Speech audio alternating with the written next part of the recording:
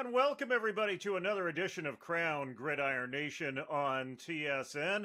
There is Gord in beautiful Shawnigan Lake, although you couldn't tell it from the Venetian blinds behind him.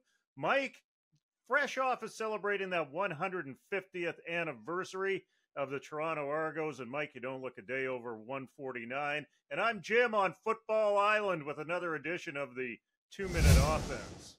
Wesley Bailey, reliable as usual, 4 tackles and 2 sacks for Rutgers as they come up just short in Wisconsin. Curtis Rourke is rolling again, this time over the Golden Flashes of Kent State. 20 of 32 for 300 yards and 3 TDs. Also added another major with his feet. Josh Bacco with 2 tackles. Oh, what a barn burner between Arizona and USC. Tanner McLaughlin finds the end zone. We'll talk about them later. Quincy Vaughn, the touchdown machine, takes a plunge in for a touchdown. Also has a reception for 16 yards. Ethan Ball with 4 tackles and a QB hurry in North Dakota's win over Western Illinois. Kristen Michaud finally back on the radar. 4 receptions for 53 yards in South Dakota's wipeout of Murray State. Another big day for Keelan White, the BC kid, with 5 receptions for 93 yards and a touchdown as Montana goes to 5-1 with a win over UC Davis. Mike, you said your game of the week in the NCAA last week was Arizona at USC, and I think it was mainly because you were paying attention to Tanner McLaughlin, the tight end out of Lethbridge, Alberta. But man, that game, even though you thought it was going to be a blowout, it was razor thin. Arizona really did bring their A game. What are your thoughts from that game? Well, like, it had everything. Like, it had big plays. You had the underdog going up to a 17-0 lead. McLaughlin with that the touchdown to give it that big score. And then, you know, the best player in the country arguably starts turning it on. They end up going to overtime. And, you know, this is where the only down thing for me is somebody who loves upsets. And I do have a bit of an affinity for Arizona because of my late broadcaster, Chris Schultz's, his time playing for the Wildcats. So I openly pulling for Arizona here.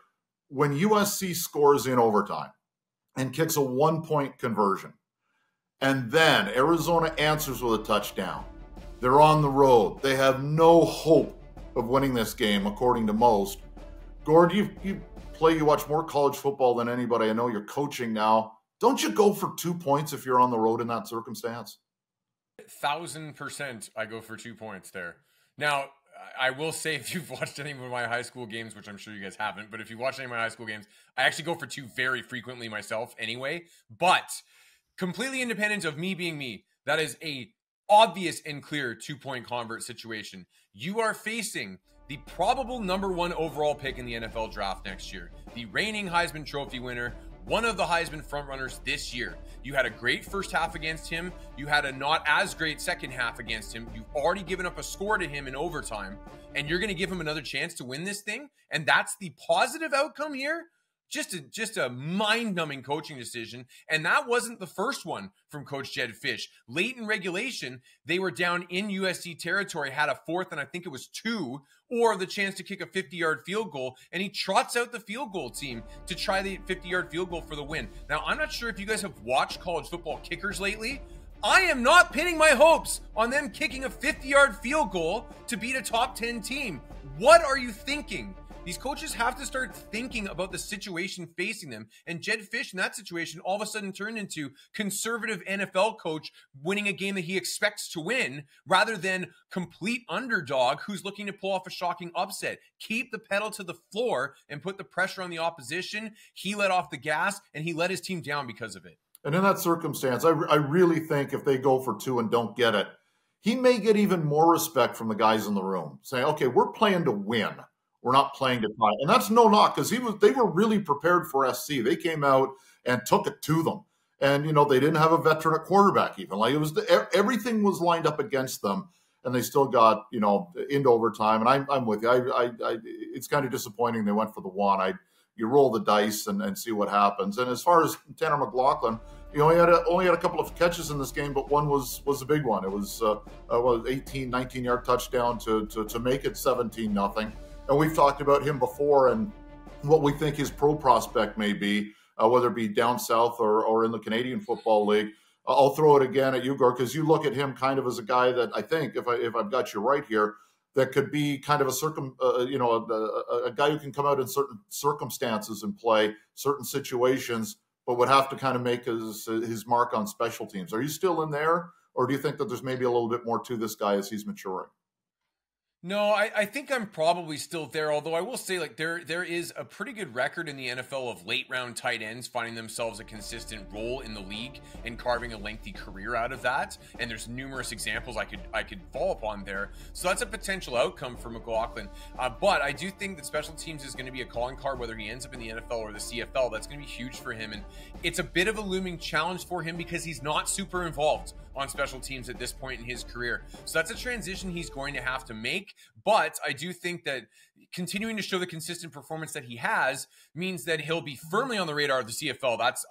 There's no doubt.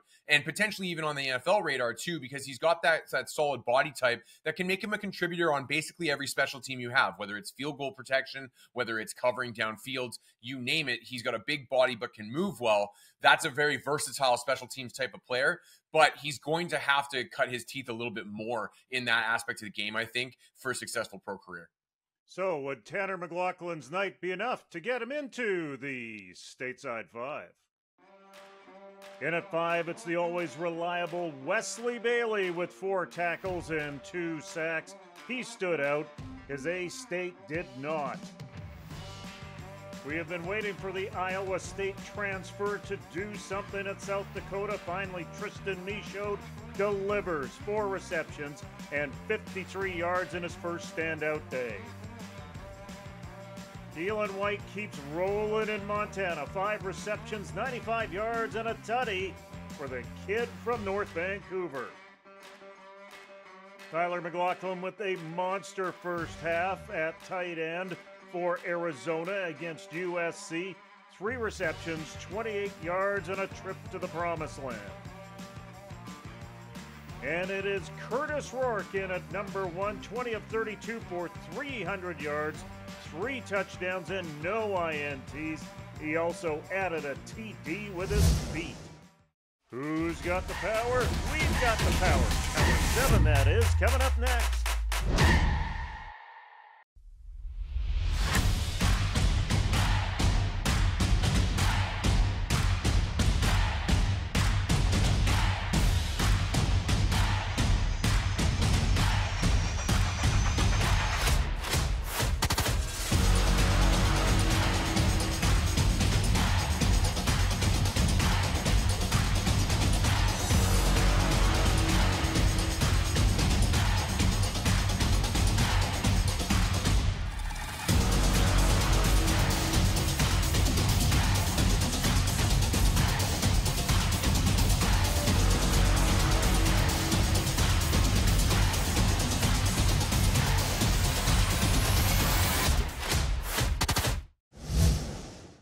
Welcome back, everyone. Not a highly active week with Turkey Week this past weekend in U Sports, but we'll still give you the countdown in our Power 7. Now, 7 through 5 really should be tied. Let's start at 7 with those Alberta Golden Bears.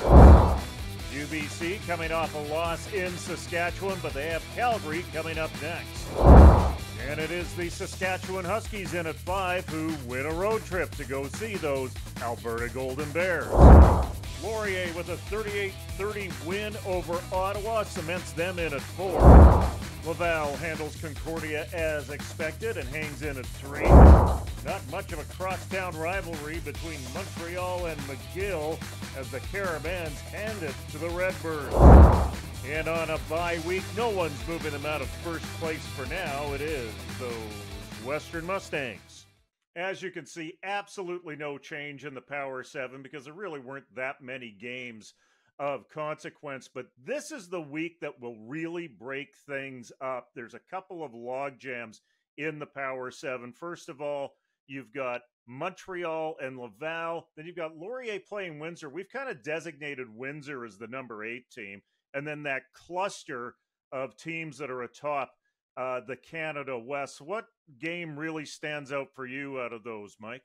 Well, I guess we assume that Western will remain number one in the Western U of T Greg Marshall Bowl, as the two Greg Marshall coaches go toe to toe. But obviously here in Ontario, the big one to watch is what the Windsor taking on Laurier. There are playoff implications aplenty.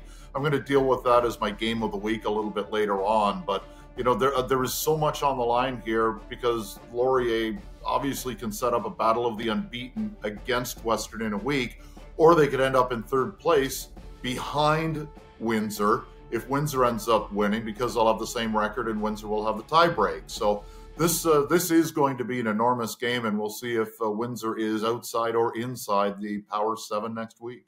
Yeah, very much so. And I think, to be perfectly honest, any neutral observer should be cheering for Laurier, just if they're looking for much more intrigue in that Laurier-Western matchup next week. So that'll be an interesting one. I'm going to come back out west where I reside, as always, and we'll talk about the Saskatchewan-Alberta rematch, which has tons of implications in the Canada West race. We've talked previously at length on the show about how important that top seed is going to be in the playoffs in the Canada West and home field advantage all the way through. Alberta already beat Saskatchewan on the road. Saskatchewan absolutely needs to find a way to counter that this upcoming weekend in Edmonton, or they are out of the picture for that number one seed despite beating UBC, because they won't get another crack at UBC. So it should be really interesting to see how things go. And Alberta, on the other hand, has a chance to not lock up first place, but put themselves back in the driver's seat with them having another chance at UBC after this if they can win this one. So all sorts of implications on the line that could shuffle those three teams in any order this upcoming weekend. Also assuming that UBC holds court and wins at Calgary on the road, which betting odds say that they certainly should. But it's going to be an interesting weekend in the C-Dub coming back from the turkey break. And by the way, it's not necessarily the easiest road for UBC, with most of their games remaining on the road, with the exception of one home game in the remainder of their schedule. Now let's go to Quebec with Montreal and Laval. In Montreal, this game isn't a rock fight anymore, Mike. There's a lot of offense between these two teams, at least in that first game this year and towards the end of the year last year. Should we finally expect to see some wide open football be established in this series? No. How's that? This, to use your term, this is a rock fight, right? This is Laval, this is Montreal, two teams that have been predicated upon their great defenses. What was the 31 for the winner in the first game for Montreal? And Senegal's a good quarterback. I'm not taking anything away from anybody on either team, but historically, when we think of these teams being able to score, we still think about their defenses first. And, until I start seeing some 38-31 games in this series, which I don't think will ever happen, I'm still of the belief that the first team to 20 points is going to win the game. And, might be the first team to 15, but I'm expecting a very hard-fought, defensive-oriented battle, with Montreal maybe having a little bit better shot of hitting a deep ball than Laval at this stage. Yeah, I'd be inclined to agree. What I do find, I'm not going to step on my own toes later because I'm going to talk about this game in our games of the week, but what I do find intriguing about it is the potential for offensive explosion. But you're right, it's worth noting, even in that first game, both those teams were barely into double digits going into the fourth quarter, and then things opened up late. So it may very well be that way, and it's the way that both coaching staffs coach against each other as well. They look for kind of one explosive play to tilt the scales one way or the other, and they know that points are at a premium, so you see lots of field goals, lots of safeties, those types of things where you're just kind of chipping away and trying to pull ahead and win games in a tight one. So I think it's the way that it's coached when they're playing each other usually lends itself to low scoring games as well, despite whatever offensive talent exists on both sides, of which this year there is plenty. Quick question before we go to break, and I'll send it to Gord first. Is this a game where Jonathan Senecal can make a statement about winning the Heck Creighton Trophy? 100%. Absolutely it is. He's already beaten Laval once. Didn't necessarily put up overwhelming numbers, but put up good numbers in that game. And he's continued cruising ever since. And worth noting as well, I would point out, is that Arnaud Desjardins has been cooking since that first game on the other side as well. So if Laval wins this game and Desjardins is the better looking quarterback of the two, it could even put in jeopardy whether Senecal is the Q's nominee for the Heck Creighton if it goes in the other direction. So there's a lot riding on this for Jonathan Senecal, for sure, for sure. And Laurier's got a quarterback looking at the same thing right now because he's got Windsor this week and Western next week. So there's a lot to be determined in the Heck Crichton race over the next 3 weeks. Coming up next, the professors of KGN will pass and fail.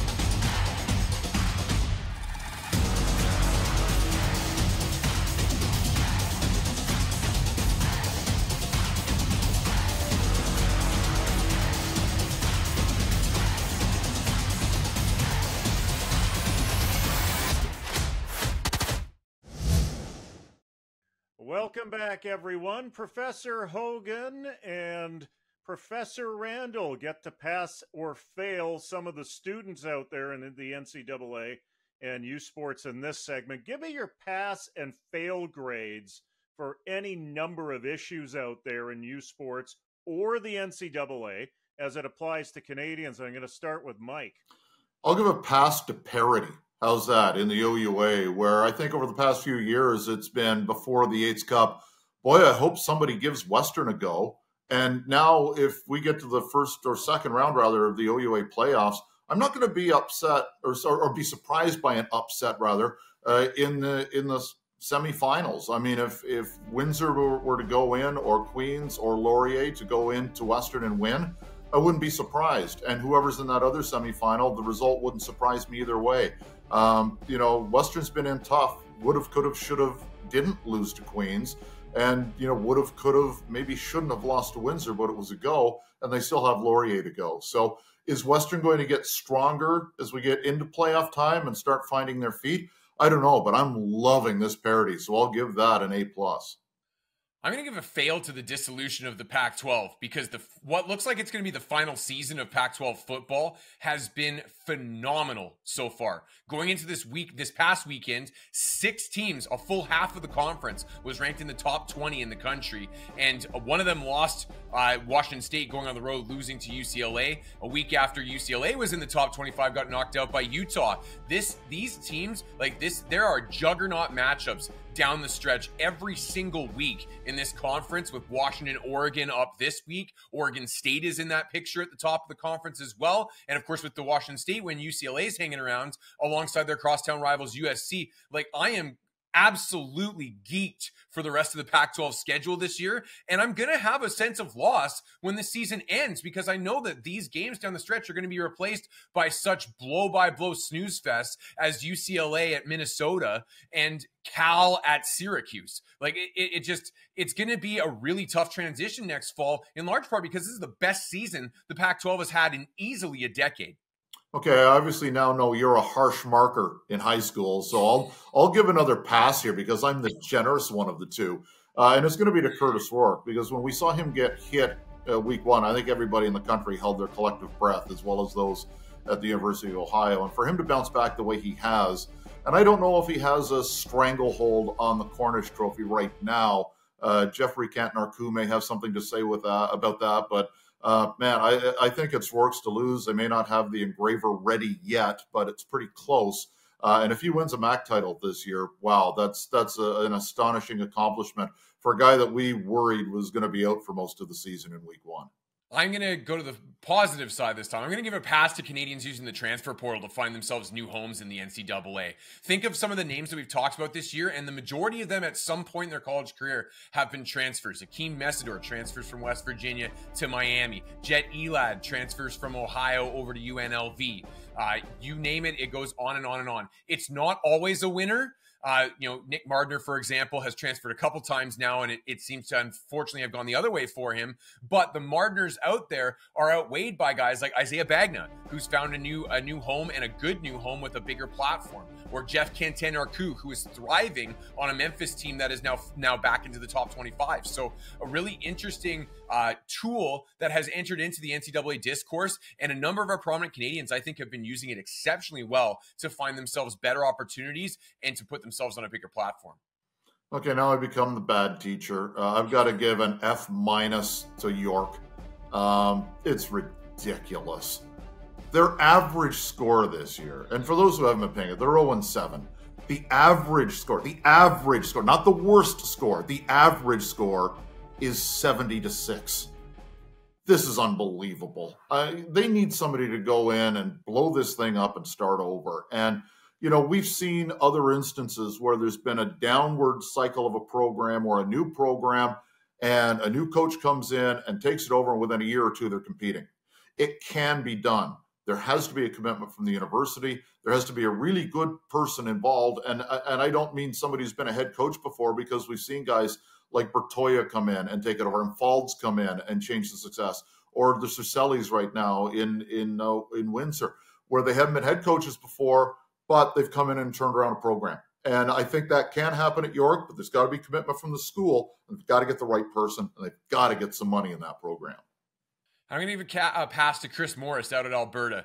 Chris has been around for a long time at that school, and there have been times on this program where we have questioned the wisdom of him continuing to hold that position at that school. But things have really started to come together for him over the last couple of years. He's put out a Heck Crichton winner. He's put together a more consistent contender on the field. And now Alberta, which a decade ago when I was playing in that league was more or less a laughingstock most years, is now a consistent contender and a force to be reckoned with. And that's not just on the field, it also continues to be in the recruiting realm as well, where Morris more than holds his own. Alberta also an outstanding academic institution. There's a lot of positive momentum going the way of the Golden Bears right now. And I got to give Chris Morris credit, because I'm sure there have been times where he's questioned whether he's what he's really doing here and whether he could ever get over that hump. And it looks like he's on the verge of getting over it. I feel really good for a guy like that who has taken his lumps and really ground it out to make it a good thing at the institution that he cares so much about. Games of the week coming up next.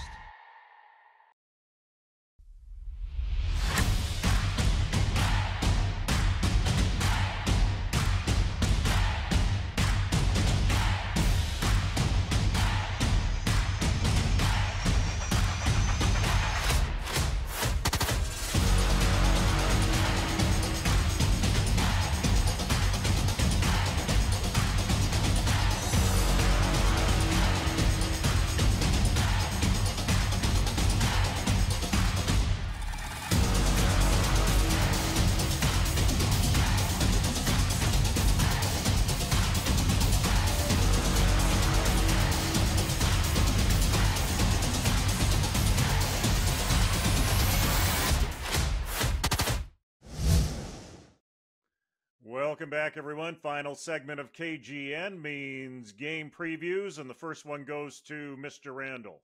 I will take up the torch, and I'm going to go with the Miami Hurricanes and the aforementioned Akeem Messidor, who lost the first game they've lost this season last weekend in appalling fashion. One of the worst coaching gaffes you will ever see. They are deep in Georgia Tech's territory, clinging onto a 3-point lead. 33 seconds on the clock. Georgia Tech's out of timeouts, 3rd and 10.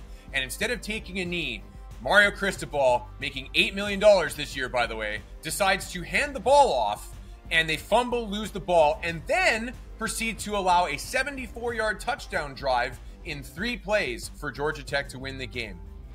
My goodness, what a backbreaker. And they get rewarded coming off the back end of that with a trip to Chapel Hill to face a high-flying North Carolina squad led by, if Caleb Williams is the number 1 pick in the NFL draft, probably the number 2 pick in Drake May at quarterback, who has been absolutely cooking recently, including tearing up Syracuse last weekend. So best of luck to the Hurricanes, and Akeem Messidor and his guys on that side of the ball are going to have to step their game up significantly if they're going to slow down Drake May and keep pace here. Messidor is going to be leading that charge as one of their best sack artists. He's going to need to have a huge game this weekend.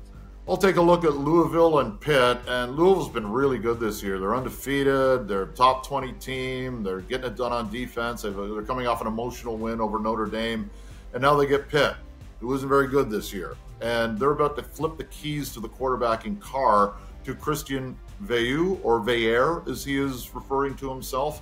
You know, kind of, I guess, following the Joe Theismann when he changed his name from Thiesman to Theismann because it rhymed with Heisman back in the day. But whoever he is, Christian's got the ball this week as Phil Dracovic, they're moving him to tight end. So now all of a sudden, Veilleux is going to get the opportunity to start. The Ottawa native who came over from Penn State as a transfer gets the start this week. Not an easy start against Louisville, so that's why I'm going with this as the game of the week, because there's a real curiosity factor here to see how the kid does. And north of the line, I'm going to switch things up a little bit, and I know that I focus on the Canada West pretty heavily here, but I actually am watching the Q most closely this weekend because I want to see how round 2 of Laval-Montreal turns out. Montreal got a huge win the first time they played in Quebec City. They get to host the rematch this time around, so there's some intrigue there because Montreal can really pull away with a win. But what I'm particularly interested in is the dynamic of the two quarterbacks we mentioned earlier in the show, Jonathan Senecal over at Montreal and Arnaud Desjardins at Laval. Both of these quarterbacks have been really slinging it for most of the year. Desjardins struggled against Montreal the first time, but other than that has been excellent. And I'm looking to see how these two quarterbacks with a ton of talent are going to take on two very, very stout defensive units. Not necessarily star-studded, but stout top to bottom, well-schemed, well-coached. This is going to be a really big challenge for both of those quarterbacks. I would love to see us finally break the rock fight mold, and I'm hoping that this might be the time to do it. So I'm watching this game to find out. I'll stick with Ontario and go with the game that we talked about a little bit earlier on with Windsor and Laurier. And boy, playoff implications aplenty here. Laurier's undefeated. Windsor's got a straight number in the loss column. And, you know, a win by Windsor makes it all even. Second place behind Western. And Windsor would win the tiebreaker there. And Laurier still has one more really tough game against Western next week. So if Laurier can put this away and put Windsor in the rearview mirror a little bit, it becomes that gives them a little bit of house money. These two teams are just going to go after it. They are really aggressive defensively. I don't know what's going to happen in this game, and that's what makes it, you know, worth watching. Much like Laval and Montreal, I think you've got two teams that are pretty close. Maybe Laurier has a little bit more experience and athleticism right now. But a young, hungry Windsor team could go into Laurier this week and pull off the slight upset. And I can't wait to see what these two teams do. So for everyone on Krown Gridiron Nation, this is Jim Mullen saying, take your phone, put it down, get out of the house,